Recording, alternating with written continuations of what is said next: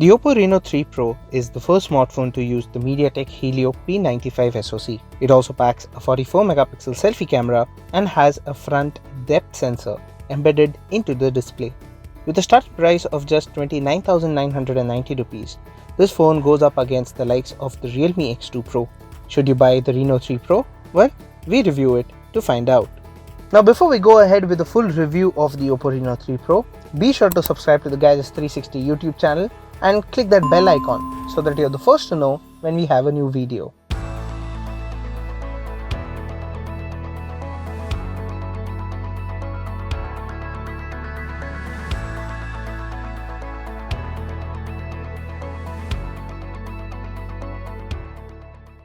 Oppo Reno 3 Pro's frame and its back feel plasticky, which doesn't inspire much confidence since you have every right to expect premium materials in this price range.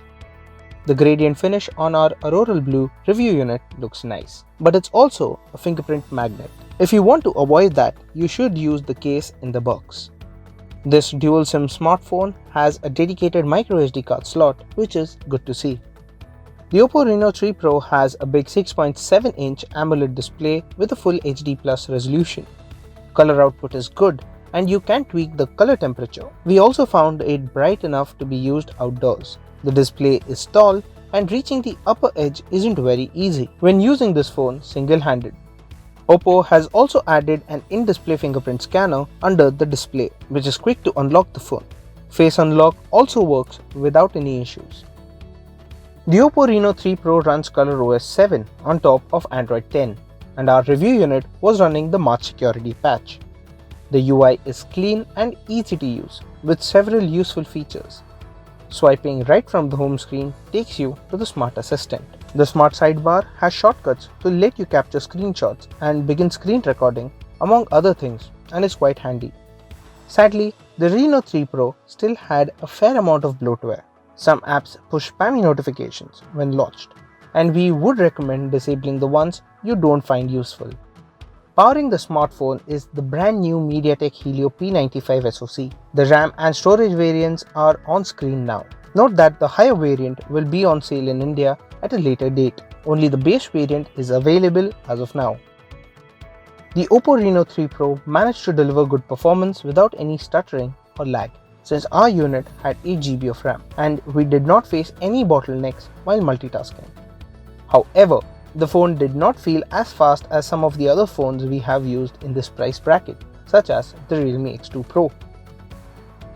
Its benchmark scores are lower than those of the Realme 6, which we recently reviewed and which costs half as much as the Reno 3 Pro. Clearly, performance isn't the strongest attribute of the Reno 3 Pro. We played PUBG Mobile on this device and it defaulted to the high settings with the graphics set to HD and frame rate set to high. The game was playable without any lag or stutter. We played the game for 20 minutes and the device barely got warm to the touch. You should be able to play for long durations on this device without it feeling uncomfortable. The Reno 3 Pro packs in a 4025 mAh battery, which is capable of delivering about a day and a half worth of usage from a single charge. In our HD video loop test, the smartphone managed to clock 18 hours and 12 minutes, which is a good score. Using the supplied 30-watt charger, we were able to charge the device up to 68% in 30 minutes and fully in about an hour. Premium Oppo smartphones are known for their camera performance, and we were expecting the Oppo Reno 3 Pro to deliver on this front. The rear camera specs are on your screen now. Photos taken in daylight had good amounts of detail, and text at a distance was legible on zooming in. The wide-angle camera helps capture a wider field of view, but there is a considerable drop in quality when compared to the primary camera.